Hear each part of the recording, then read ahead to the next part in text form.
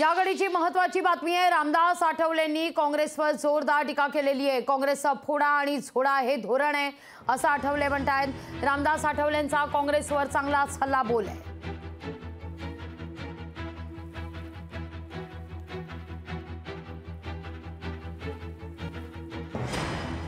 रामदास आठवलेंनी काँग्रेसवर टीका केलेली आहे। काँग्रेसचे फोडा आणि झोडा हे धोरण असल्याचं रामदास आठवले म्हणतात आणि काँग्रेसवर टीकास्त्र टाकतात।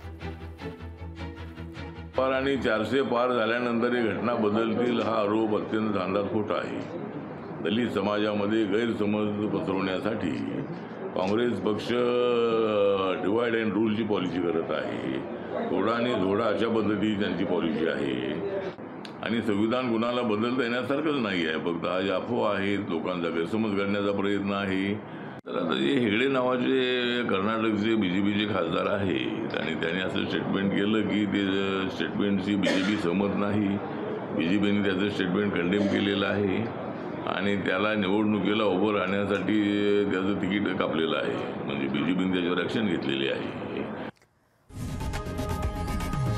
लोकशाही मराठी ऐका, पहा, जागरूक रहा।